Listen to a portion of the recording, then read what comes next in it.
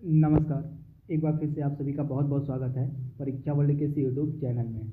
दोस्तों, आज के इस वीडियो में हम बात करेंगे भारत के राष्ट्रीय व क्षेत्रीय दलों के बारे में।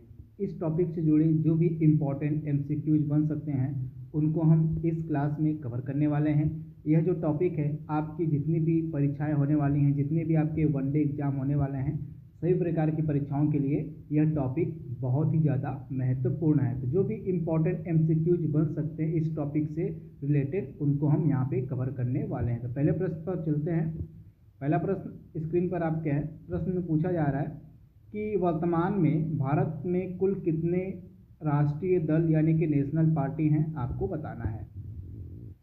तो वर्तमान में भारत में कुल कितने राष्ट्रीय दल हैं, तो आप याद रखिएगा 6 टोटल नेशनल पार्टी वर्तमान में भारत में हैं। ये कौन कौन सी हैं, आइए इनको देख लेते हैं। तो यहाँ पे आप देख पा रहे हैं भारतीय राष्ट्रीय कांग्रेस, भारतीय कम्युनिस्ट पार्टी जिसको हम मार्क्सवादी बोलते हैं, आप याद रखिएगा। एक सीपीआई अलग है और सीपीआई एम अलग है।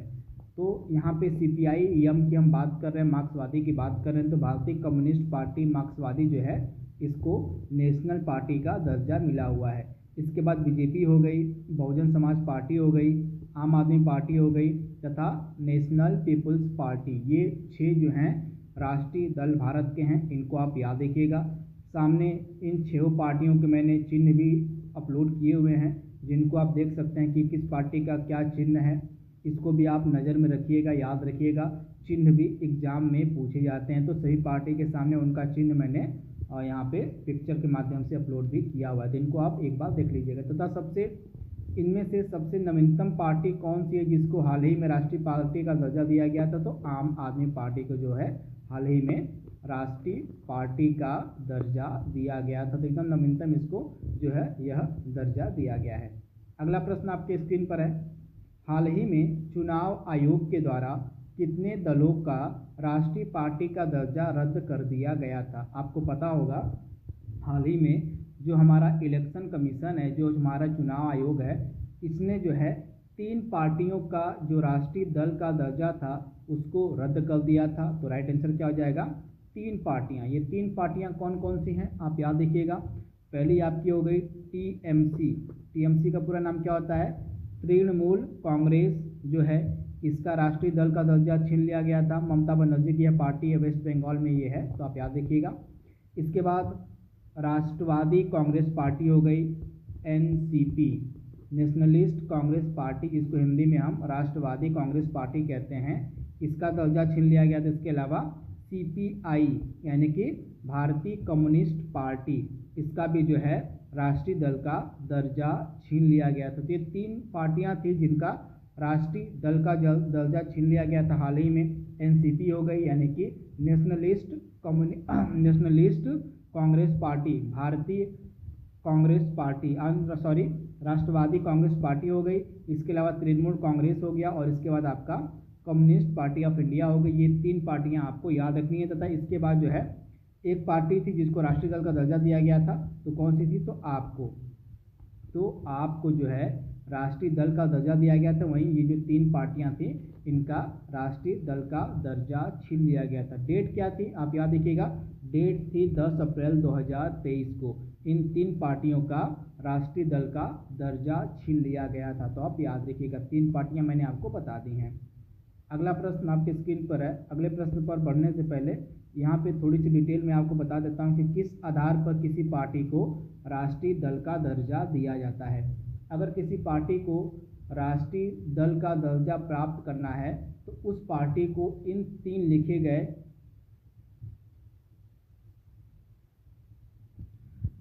कथनों में से किसी एक को अगर कोई पार्टी पूरा करती है तो उसको जो है राष्ट्रीय दल का दर्जा दे दिया जाता है। तो पहला कथन क्या है, देख लेते हैं। उस पार्टी को लोकसभा अथवा विधानसभा के आम चुनाव में 4 या अधिक राज्यों के वैध मतों का 6% मत हासिल हो और इसके साथ उसे किसी राज्य या राज्यों से लोकसभा की 4 सीटें प्राप्त हों। तो ये पहला आपका प्रावधान हो गया। इसके अगर ये प्रावधान कोई पार्टी पूरा नहीं करती है तो इसके अलावा एक और प्रावधान है। दूसरा प्रावधान क्या है, या उसे लोकसभा में सीटों की संख्या की 2% सीट जो है मिली हो और यह सदस्य अलग अलग 3 राज्यों से चुने गए हों, या यदि कोई दल कम से कम 4 राज्यों में राज्य स्तरीय दल के रूप में मान्यता प्राप्त हो। तो इन तीनों में से कोई भी एक क्राइटेरिया अगर कोई पार्टी फुलफिल करती है तो उस पार्टी को जो है राष्ट्रीय पार्टी का दर्जा दिया जाता है। तो इसके बारे में आप याद रखिएगा, चाहे तो आप इसका स्क्रीनशॉट ले सकते हैं कि किस आधार पर किसी पार्टी को राष्ट्रीय पार्टी का दर्जा मिलता है। अगला प्रश्न आपकी स्क्रीन पर है। अब बात यहाँ पे चुनाव आयोग की हो रही थी, इसके बारे में भी थोड़ी सी बात कर लेते हैं। तो यहाँ पे भारतीय चुनाव आयोग में कुल कितने सदस्य होते हैं आपसे पूछा गया है। तो आप याद रखिएगा, भारतीय चुनाव आयोग में कुल जो है 3 सदस्य होते हैं। आप याद रखिएगा, ऑप्शन आपका यहाँ पे सी जो है बिल्कुल सही हो जाएगा। कौन कौन, तो 1 + 2, एक आपका मुख्य चुनाव आयुक्त होता है और 2 अन्य आयुक्त होते हैं, यानी कि 3 सदस्यों से मिलकर इलेक्शन कमीशन ऑफ इंडिया बना हुआ है। इसके बारे में हम आगे डिटेल में बात करेंगे। अगला प्रश्न है, भारतीय चुनाव आयोग की स्थापना कब की गई। तो भारतीय चुनाव आयोग की जो स्थापना है यह 25 जनवरी 1950 को की गई थी। ऑप्शन आपका बी यहाँ पे बिल्कुल सही हो जाएगा। आप याद रखिएगा 25 जनवरी 1950 को। आइए इलेक्शन कमीशन ऑफ इंडिया के बारे में बात कर लेते हैं। भारतीय चुनाव आयोग के बारे भारतीय चुनाव आयोग या निर्वाचन आयोग के बारे में हम बात कर लेते हैं। सबसे पहले एक बेसिक चीज़ आप याद कर लीजिएगा कि यह भारतीय संविधान के किस भाग में इसको रखा गया है। तो भारतीय संविधान का जो भाग 15 है इसके अंतर्गत जो है निर्वाचन आयोग को रखा गया है।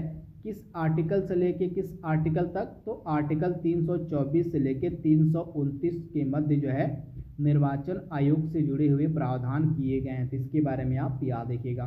तथा जो निर्वाचन आयोग हमारा है, जो हमारा इलेक्शन कमीशन है, यह एक संवैधानिक निकाय है जिसकी स्थापना अनुच्छेद 324 के तहत की गई थी 25 जनवरी 1950 को। तो ये फैक्ट आप याद रखिएगा।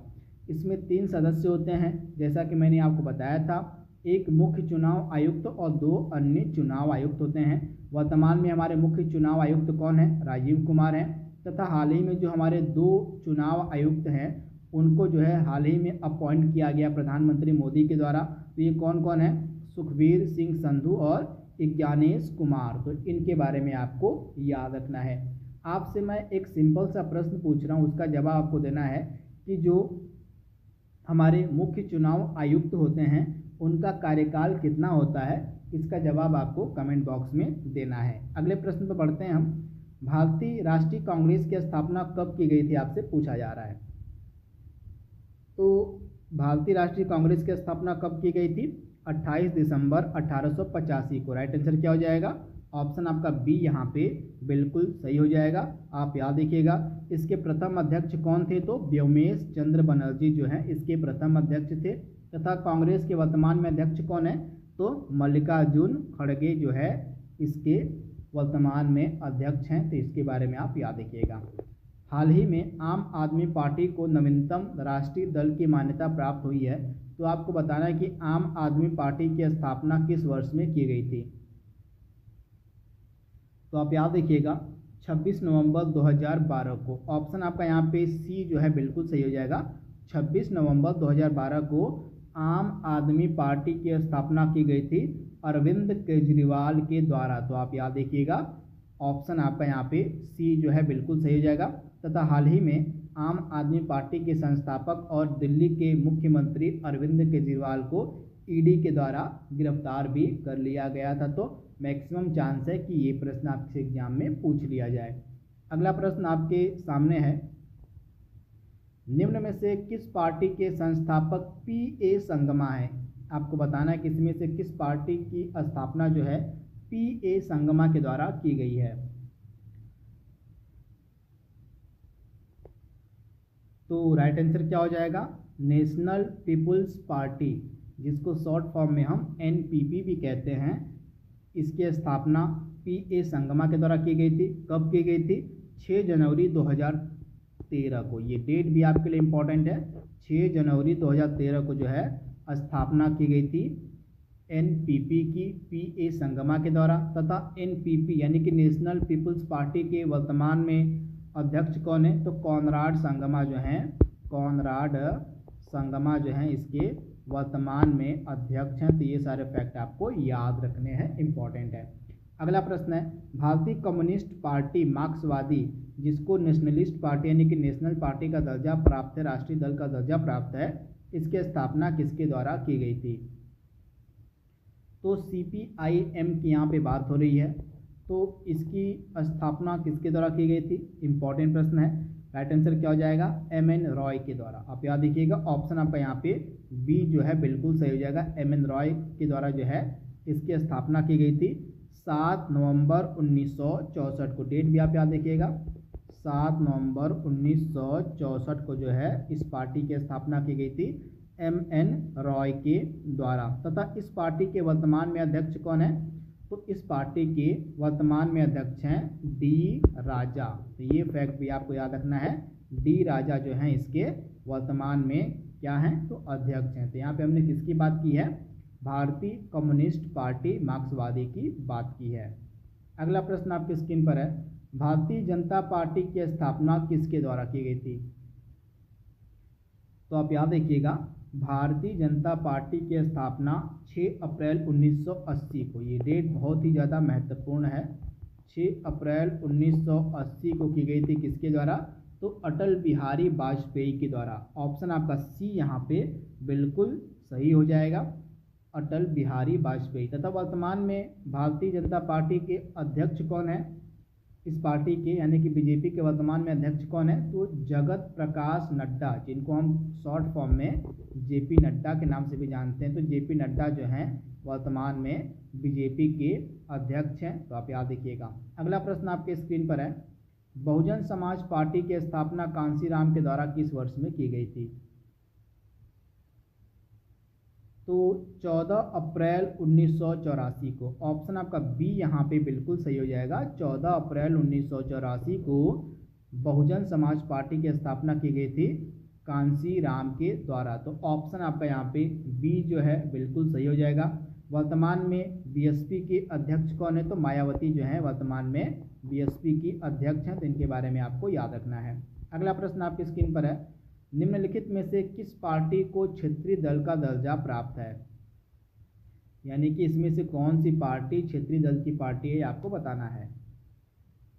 तो राइट आंसर क्या हो जाएगा? उपर्युक्त सभी। जनता दल यूनाइटेड हो गई, राष्ट्रीय जनता दल हो गई, समाजवादी पार्टी हो गई, ये सभी आपके क्षेत्रीय पार्टियों के एग्जाम्पल हैं। तो इनके बारे में आपको याद रखना है, आपसे एग्जाम में पूछा जा सकता है।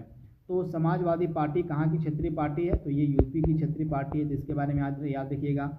वहीं जनता दल यूनाइटेड आपके बिहार झारखंड की पार्टी है। वहीं राष्ट्रीय जनता दल आपके बिहार की है, राजद जो है बिहार की है। तो आपको बताना है इन तीनों पार्टियों के संस्थापक कौन है, इन तीनों पार्टियों की स्थापना किसके द्वारा की गई थी? आपका होमवर्क है, इसका जवाब आपको कमेंट बॉक्स में देना है। अगला प्रश्न है, बीजू जनता दल निम्नलिखित में से किस राज्य का क्षेत्रीय दल है? बीजू जनता दल निम्नलिखित में से किस राज्य का क्षेत्रीय दल है, आपसे पूछा जा रहा है।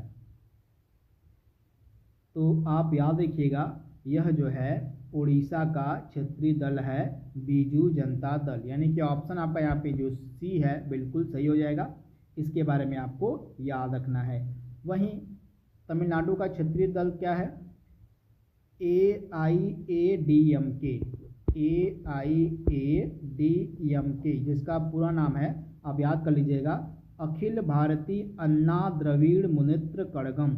AIADMK जिसको हम शॉर्ट फॉर्म में बोलते हैं, यह तमिलनाडु का जो है क्षेत्रीय दल है। इसके अलावा DMK भी जो है तमिलनाडु का क्षेत्रीय दल है। तो DMK का पूरा नाम क्या होता है? द्रविड़ मुनेत्र कड़गम। तो AIADMK हो गया और DMK हो गया, ये दोनों जो हैं तमिलनाडु के क्षेत्रीय दल हैं, इनको आप याद रखिएगा। वहीं पश्चिम बंगाल का मैंने आपको बताया था, पश्चिम बंगाल का क्षेत्रीय दल कौन सा है? तो TMC हो जाएगा, तृणमूल कांग्रेस हो जाएगा। वहीं आंध्र प्रदेश का कौन सा हो जाएगा? तो आंध्र प्रदेश का हो जाएगा तेलंगाना राष्ट्र समिति। इसके अलावा तेलुगु देशम पार्टी भी जो है आंध्र प्रदेश का क्षेत्रीय दल है। तो कुछ इंपॉर्टेंट जो क्षेत्रीय दल बन सकते थे मैंने आपको बता दिए हैं, इनको आप याद कर लीजिएगा। तो आज इस तरह से हमारा यह टॉपिक समाप्त होता है। आज के लिए बस इतना ही। Thank you, thanks for watching, thank you.